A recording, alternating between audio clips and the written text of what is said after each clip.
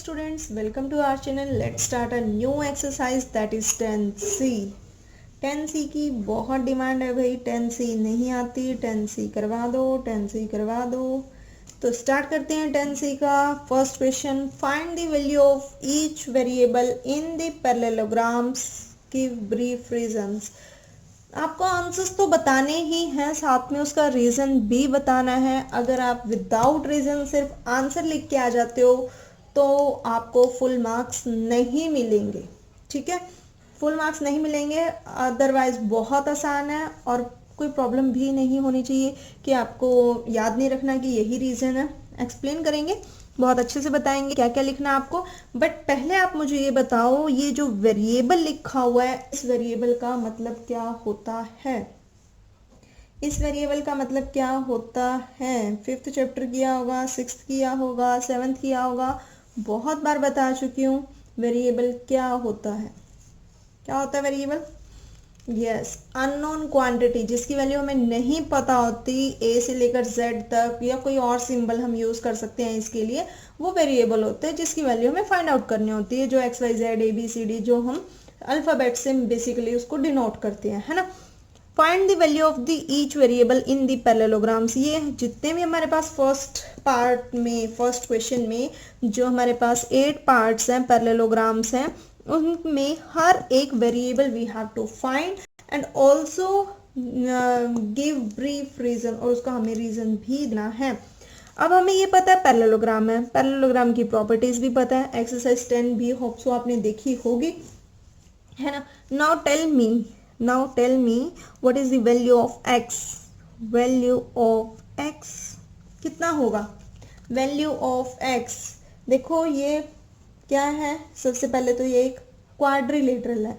Parallelogram is a type of quadrilateral because according to the definition of quadrilateral, a quadrilateral is that closed figure which is made up of 4 line segments, and this parallelogram is also a closed figure which is made up of 4 line segments. Yes, so it is a type of a quadrilateral. Parallelogram is a type of quadrilateral, and we know that the sum of all angles of a quadrilateral is the sum of angle sum property. Yes, quadrilateral, the sum of all angles of quadrilateral is 360 degree. पता है ना?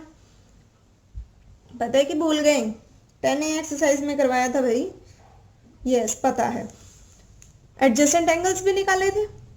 अब ये adjacent angles क्या होते हैं? भूल गए, सब भूल गए। देखिए नहीं 10A एक्सरसाइज, है ना। प्लेलिस्ट में जाओगे, 10A की जो वीडियोस हैं, 2 वीडियो में ही पूरी एक्सरसाइज होगी और एक 10B की, तो वो आपको प्लेलिस्ट में मिल जाएगी ऊपर ही। अब देखो, एडजेसेंट एंगल्स मतलब जिस भी एंगल की बात करें जस्ट उससे साथ वाला, या हम कह सकते हैं हमारे बगल वाला, एंगल के बगल वाला, है ना, बिल्कुल साथ वाला। अगर इस एंगल की बात हो रही है तो ये इसका एडजेसेंट है और ये भी इसका एडजेसेंट है, ये भी इसके साथ पड़ता है, ये भी इसके साथ है, तो ये इसके एडजेसेंट एंगल्स हो गए। Adjacent angle, the sum of adjacent angles, the sum of 2 adjacent angles, है ना, 2 एंगल्स का जो भी एडजेसेंट एंगल्स हैं, साथ साथ एंगल्स हैं, उनका सम कितना होता है? The sum of adjacent angles of a quadrilateral is 180 degree, and the opposite angles के बारे में हम क्या कह सकते हैं? opposite angles of a parallelogram are equal. Opposite angles of parallelogram are equal. जो भी मैं एक एक लाइन बोल रही हूँ इसका मतलब ये नहीं है ये सारी की सारी लाइंस इसी एक पार्ट में यूज होनी है और इतना आपको सोचना पड़ेगा नहीं। अगर फर्स्ट क्वेश्चन में सारी एक्सप्लेनेशन दे रही हूँ इसका मतलब ये पूरा का पूरा क्वेश्चन नहीं हो जाएगा आपका, ठीक है, फर्स्ट पार्ट के लिए। तो x इज इक्वल टू कितना हो जाएगा? 50। अभी तो कहा मैंने opposite angles of parallelogram are equal, तो अगर इसके सामने वाला 50 है, इसके अपोजिट x है, तो x भी कितना होगा? 50।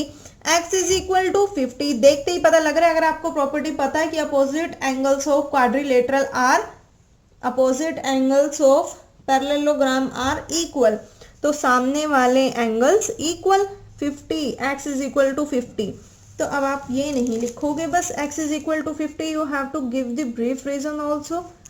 x is equal to 50 degree, degree भी लगाना है। पहली बात तो ये रीजन लिखना है। क्या रीजन लिखोगे?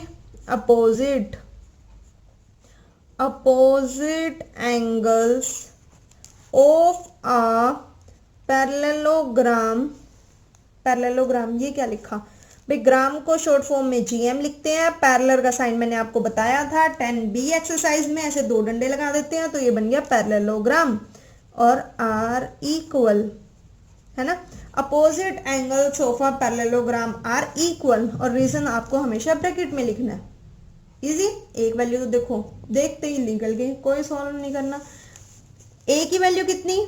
ए के सामने कौन सी लाइन? 8, पैरेलल लाइन से इक्वल लाइन है। ए इज इक्वल टू 8 और B is equal to, B के सामने 5। ए इज इक्वल टू 8 और बी इज इक्वल टू 5। दोनों साइड्स की बात हो रही है ए और बी की। ए के सामने 8 है, बी के सामने 5 है। रीजन क्या लिखेंगे?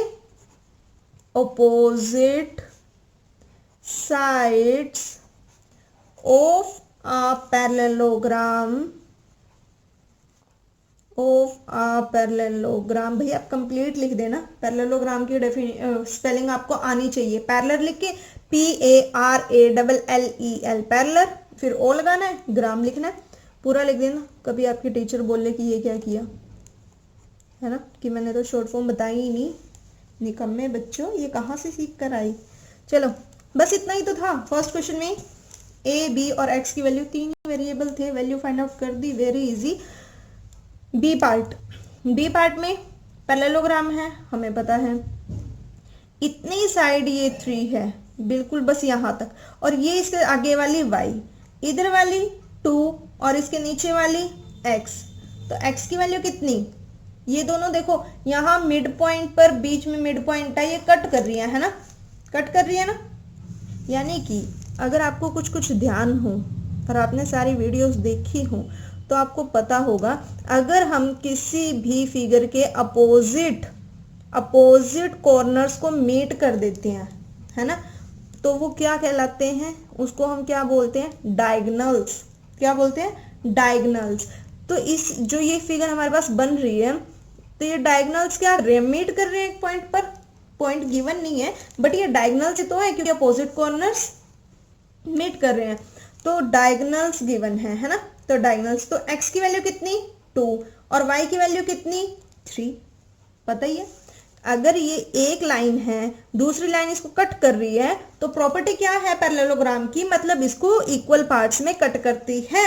अगर ये 2 है तो ये भी 2 होगा, अगर ये 4 है तो ये भी 4 होगा, ठीक है, मतलब इक्वल पार्ट्स में कट करती है जो दूसरे वाला डायगोनल आता है। अगर ये 5 है तो इस साइड वाला भी डायगोनल 5 होगा, फिर ये वाला डायगोनल इसको कट कर रहा है, एक डायगोनल दूसरे डायगोनल को कट करता है इन 2 इक्वल पार्ट्स।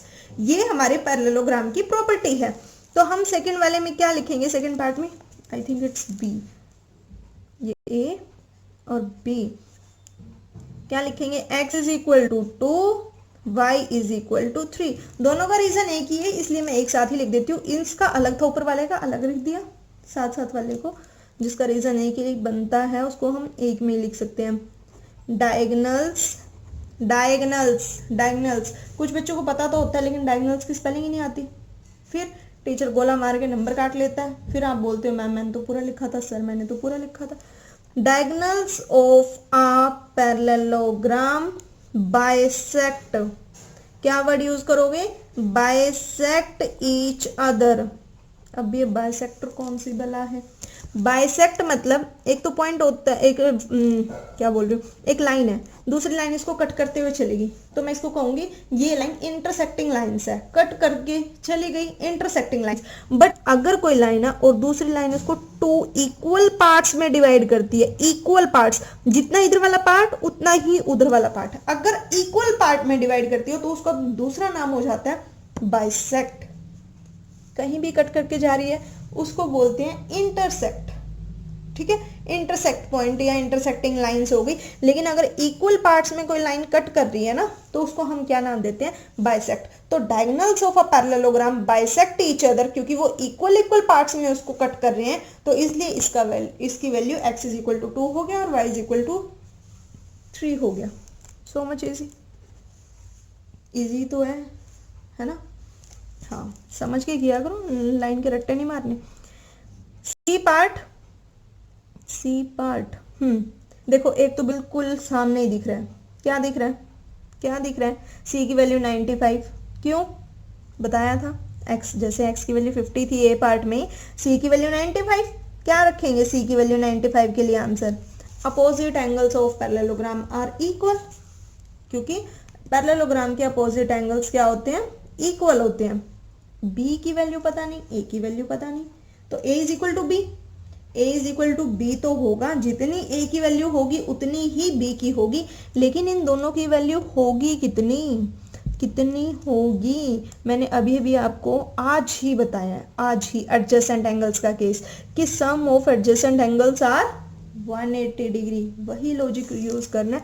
सबसे पहले लिख देते हैं c इज इक्वल टू 95 था, c is equal to 95 degree. Reason बताओ क्या लिखे? रीजन क्या लिखे? Opposite angles of a parallelogram are equal.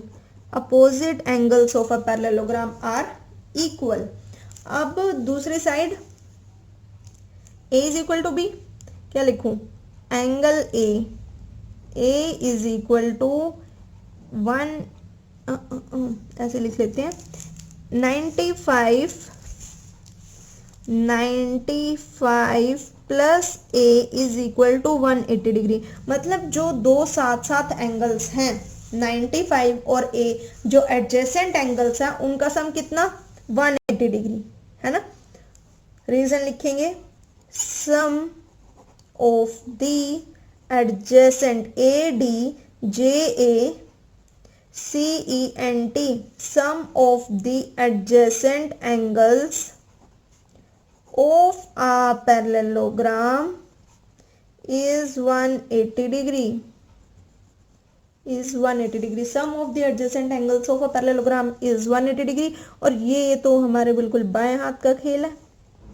जो चीज यहाँ प्लस की उस साइड जाकर माइनस की, बहुत बार कर चुके हैं। जिसके आगे कोई साइन नहीं, प्लस का, प्लस माइनस क्या होता है? Plus minus minus.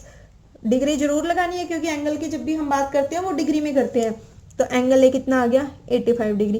Plus minus sign bigger greater number का greater is 180 and the sign of 180 is positive. तो इसका आंसर प्लस का आ गया, क्योंकि प्लस का ही तो आ रहा है। नहीं दिख रहा प्लस? दिख रहा है, देखो दिख रहा है? नहीं दिख रहा ना। जिसके आगे कोई साइन नहीं होता, अंडरस्टूड होता है कि प्लस का साइन है। दिख गया? Very good. अब कंप्लीट नहीं हुआ। We know that angle A is equal to angle B and both are equal to 85 degree. Reason क्या लिखेंगे? अपोजिट। कंप्लीट लिख के आना। कभी बोलो मैम हम तो आपकी तरह लिख कर आए थे और मार्क्स नहीं मिले। Opposite angles of a parallelogram are, देखो are equal. Opposite angles of a parallelogram are equal. Clear? तीनों पार्ट समझ आ गए? बहुत अच्छी बात। भाई एक बच्चे ने बोला राइटिंग समझ नहीं आती। राइटिंग समझ नहीं आती क्या मेरी? कितना तो साफ सुथरा लिखा है मैंने, है ना। चलो करते हैं, कोई बात नहीं।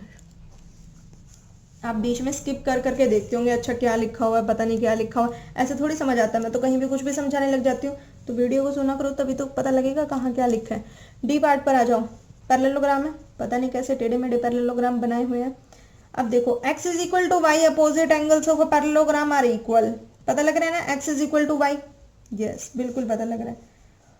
और ये वाला एंगल जो हमें नहीं गिवन, ये कौन सा एंगल होगा? गिवन नहीं है, ये बना नहीं रखा। बट क्या मैं यहाँ 2x मान सकती हूँ? Because opposite angles of parallelogram are equal. तो अगर इस साइड वाला 2x है, इसके सामने वाला भी तो 2x होगा। सिर्फ 2x दे रखा है, y दे रखा है, x दे रखा है, और इसके सामने वाला भी 2x होगा। लेकिन वैल्यू तो कोई भी नहीं गिवन ना। सिर्फ क्या गिवन है? वेरिएबल्स गिवन है। कोई बात नहीं, ये भी हमें पता है। क्या प्रॉपर्टी यूज कर लेंगे? Angle sum property, because we know that the sum of all angles of a quadrilateral is 360 degree. सबसे पहले देखो x is equal to y, x y के इक्वल है।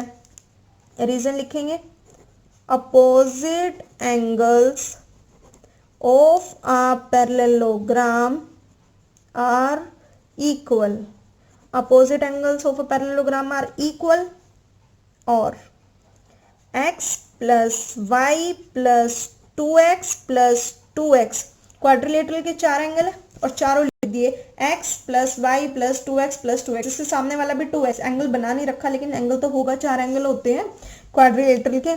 किसके इक्वल? 360 डिग्री। आप रीजन लिख देना, the sum of all angles of a quadrilateral is 360 degree. x plus y, x तो y के इक्वल है, हमें ऊपर पता है क्योंकि वो आमने सामने वाले, आमने सामने अपोजिट एंगल्स हैं, अपोजिट एंगल्स हैं, तो y की जगह भी x लिख सकती हूँ, बिल्कुल लिख सकती हूँ, क्योंकि x y के इक्वल है, x लिखो या y लिखो, तो मैंने x लिख दिया, y के प्लेस पे x लिख दिया और बाकी कुछ चेंज नहीं किया, इज इक्वल टू 360 डिग्री। अब इनको प्लस करो, ये कितने x? 1x। अब आप कहोगे 1 का है, जिसका कोई कोफिशिएंट नहीं होता, 5th चैप्टर किया हो 6th किया हो तो आपको पता होगा, जिसका कोई कोफिशिएंट नहीं होता इट मीन्स उसके आगे क्या होता है? 1। आप बोलोगे कभी तो आप प्लस बोलते हो, कभी आप 1 बोलते हो। साइन प्लस का होता है, जिसके आगे कोई भी कुछ भी नहीं होता तो साइन प्लस का होता है, लेकिन अगर कोफिशिएंट नहीं है तो कोफिशिएंट तो 1 होता है ना। कोफिशिएंट मतलब उसके साथ जो भी कोई न्यूमेरिकल वैल्यू होती है, ठीक है, दैट इज कॉल्ड कोफिशिएंट। तो इसके साथ कुछ भी नहीं है तो इसके साथ क्या होता है? 1। और जिसके साथ कोई साइन नहीं होता उसके आगे प्लस का साइन, 1x 1x 2x हो गए, दोनों को मिला के 1x प्लस 1x 2x, और फिर से 2x, तो कितने x हो गए? 4x, फिर से 2x, कितने x हो गए? 6x। 6x is equal to 360 degree. x कहाँ 6 कहाँ जाएगा? 360 के डिवाइड में, क्योंकि जो चीज मल्टीप्लाई में होती है वो डिवाइड में चली जाती है दूसरी साइड जाकर। किसके दूसरी साइड? इज इक्वल टू के दूसरी साइड। x की वैल्यू कितनी आ गई? 60 डिग्री। x की वैल्यू 60 डिग्री आई है तो y की वैल्यू कितनी? y की वैल्यू भी 60 degree, because x is equal to y। x की वैल्यू भी आ गई और y की वैल्यू भी आ गई, दोनों वेरिएबल्स की वैल्यू आ गई। वेरी इजी, इजी था, मुश्किल तो नहीं लगा ना? बिल्कुल भी नहीं। Next is E part. E part में क्या कहता है वो? 3m और इसके सामने बिल्कुल 120 दे रखा है, 3m 120, तो ये तो बहुत इजी है। 3m इज इक्वल टू क्या हो जाएगा? 120। E part 3m is equal to 120 degree. Reason क्या लिखेंगे? Opposite angles of a parallelogram are equal, यही reason, opposite angles of a parallelogram are equal. तो m की वैल्यू 120/3, क्योंकि 3 is the multiple of m and we have to find the value of m, तो 3 goes with the 120 in the form of denominator, 3 1 3, 3 4 12, 0 की 0, m is equal to 40 degree. Answer आ गया। ये तो बहुत ही छोटा सा और प्यारा सा क्वेश्चन था। नेक्स्ट पर आ जाओ, एफ पार्ट। देखो 5y is equal to 45 degree, 5y is equal to 45 degree and x is equal to 6। बिल्कुल देखते ही पता लग रहा है क्वेश्चन में से कौन सा पार्ट है ये? F part. 5y is equal to 45 degree, क्यों? Same reason, opposite angles. अब मैं थोड़ा स्पीड से लिख रही हूँ क्योंकि सारी चीज मैं एक्सप्लेन कर चुकी हूँ। Opposite angles of a parallelogram are equal. y is equal to 45 divided by 5, 5 and 5, 5 9 45, y is equal to 9 degree and x is equal to 6। x के सामने बिल्कुल 6 है। अब अगर 6 है तो 6 की डिग्री मत लिखना क्योंकि साइड की डिग्री नहीं होती, एंगल की डिग्री होती है, तो x is equal to सिर्फ 6 लिखेंगे। Opposite sides of a parallelogram are equal, ठीक है, opposite sides of a parallelogram are equal. G part easy था। जी पार्ट, अरे बाप रे इतना खतरनाक है ना, मुश्किल लग रहा है। बिल्कुल भी मुश्किल नहीं है। देखो देखो क्या देखो, ए बी सी क्या बन रहा है, ए बी सी क्या बन रहा है, एक ट्रायंगल बन रहा है। ए बी सी तीन साइड है ना, ए बी सी, ए बी, ए सी और बी सी, जिसकी 3 साइड्स होती हैं उस वो क्या बनता है, ट्रायंगल।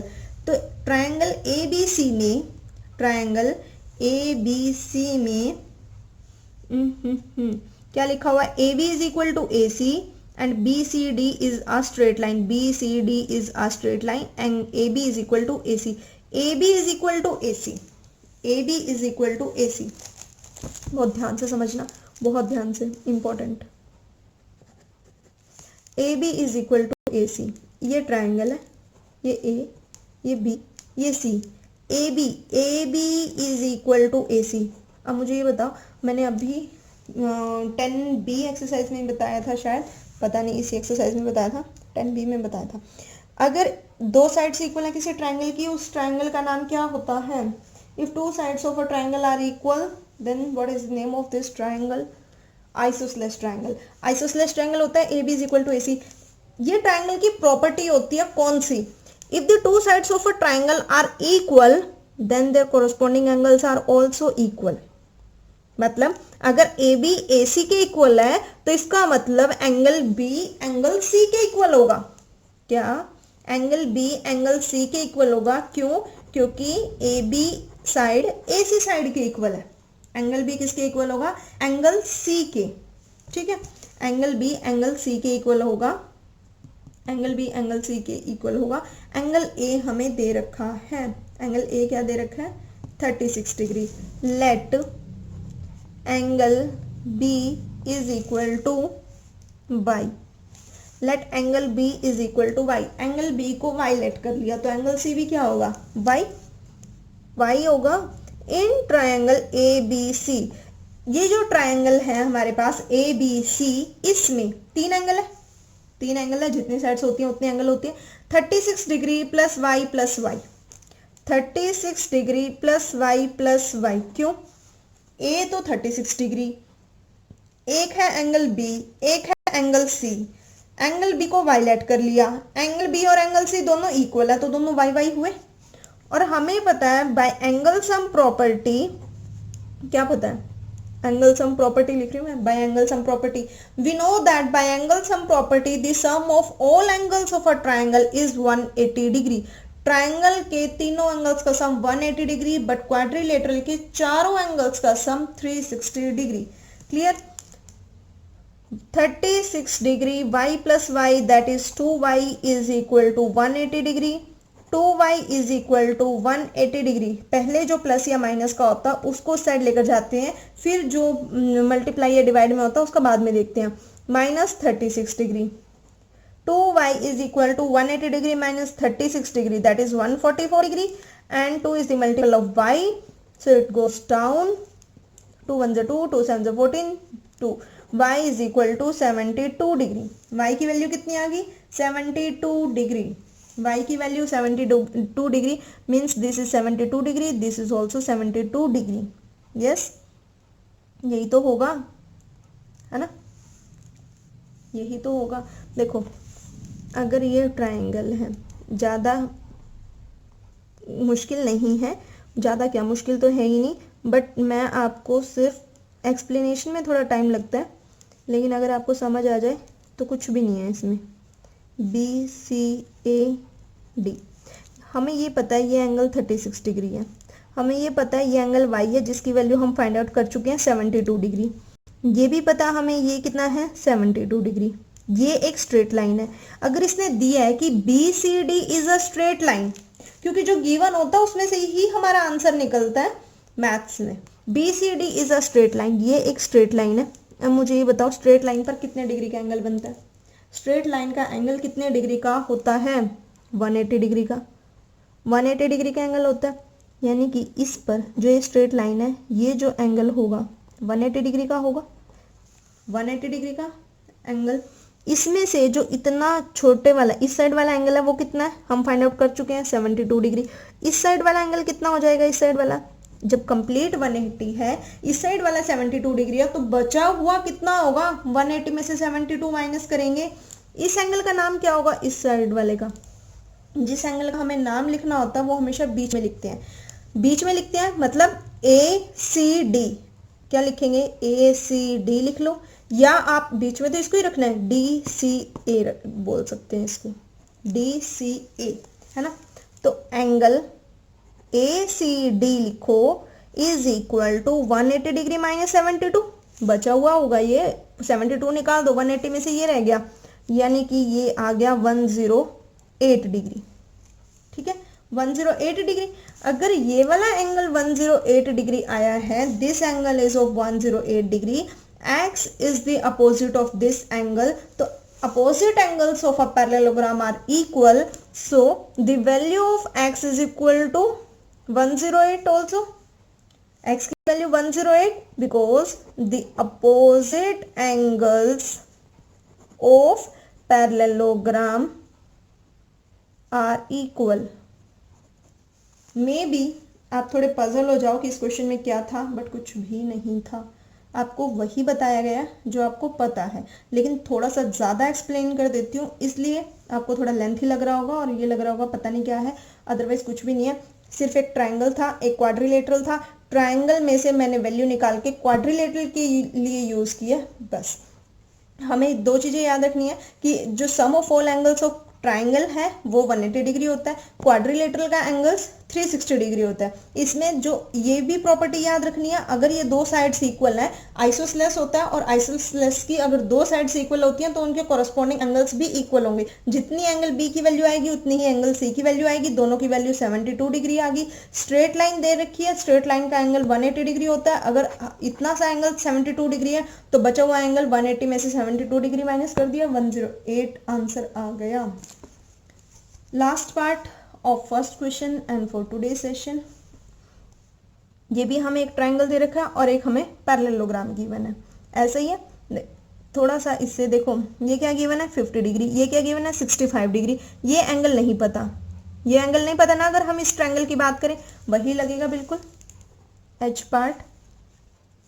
इस एंगल को मैं कुछ नाम दे लेती हूँ, एक्स तो यहाँ है, इसको मैं वाई नाम दे लेती हूँ। let the third angle of a triangle by triangle, जिसमें तीन एंगल हो, ट्राइंगल, ठीक है। let the third angle of a triangle is y, जो तीसरा एंगल है ट्राइंगल का वो मैंने लेट कर लिया y, therefore 50 degree plus 65 degree plus वो वाला एंगल y, तीनों का सम कितना 180 डिग्री। रीजन क्या लिखूं, एंगल सम प्रॉपर्टी, पी लिखना था, angle sum property. Angle sum property क्या कहती है, the sum of all angles of a triangle is 180 degree, angle sum property यही कहती है। तो यहाँ से 50 प्लस 65 कितना हो जाएगा 115 plus y is equal to 180 degree, y is equal to 180 degree minus 115 degree, और y इज इक्वल टू कितना 65 डिग्री। ये कितना आ गया 65 degree, this one is 65 degree, है ना। ये 65 है तो x की वैल्यू कितनी आ जाएगी 180 minus 65, therefore x is equal to 180 degree minus 65 degree means 115 degree. तो इस x की वैल्यू 115 आ गई। कैसे कैसे आ गई, आप कहोगे ये एंगल, ऐसे एंगल कैसे आ गया, थोड़ा सा एक्सप्लेन कर देते हैं। ओह ये यहीं तक था, गलत बन गया भाई, दोबारा बनाते हैं। ऐसे ऐसे ऐसे ऐसे, देखो ये ट्राइंगल इतना है, अगर मैं इस ट्राइंगल को इतना ले लूँ यहाँ तक, तो जो ये एंगल बन रहा है वही ये एंगल बनेगा, बनेगा क्यों, corresponding angles. Reason corresponding angles, जितना ये एंगल बनेगा उतना ये बनेगा, कॉरस्पॉन्डिंग एंगल्स। अगर ये बन गया वही पीछे वाले क्वेश्चन की तरह, जी पार्ट की तरह, रीजन 180 का ये कंप्लीट एंगल, इसमें से ये वाला एंगल माइनस कर दो, ये वाला रह जाएगा, जितना ये होगा इतना ही इसके सामने वाला अपोजिट एंगल्स होगा, बिल्कुल सेम डिटो जी पार्ट की तरह था। बस इसमें क्या था, बीच में एक लाइन मार के कट कर लो, जितना नीचे वाला उतना ऊपर वाला, जितना इधर वाला इतना इधर वाला, because due to the reason of corresponding angles. और कंप्लीट एंगल सॉरी जो स्ट्रेट एंगल है 180 डिग्री का, इस साइड वाला माइनस कर दो 180 में से, तो इधर वाला रह जाएगा, और जो इधर वाला एंगल बचेगा वो इस एंगल के, जो एक्स एंगल हमें एच पार्ट में गिवन है उसके अपोजिट होगा, and the opposite angles of parallelogram are equal, so the value of x is 115 degree. That's it for all today. Hopes आपको क्वेश्चन नंबर 1 एक एक पार्ट बिल्कुल लिख के समझाया आपको, होप्स आपको समझ आ भी गया होगा। नेक्स्ट जो हमारे पास इसके क्वेश्चंस है 7 क्वेश्चन तक हैं, एक क्वेश्चन हम कर चुके हैं, वो हम नेक्स्ट की वीडियो में देखेंगे। तब तक आप इनकी प्रैक्टिस करना, वीडियो को लाइक करना, शेयर करना। Thank you.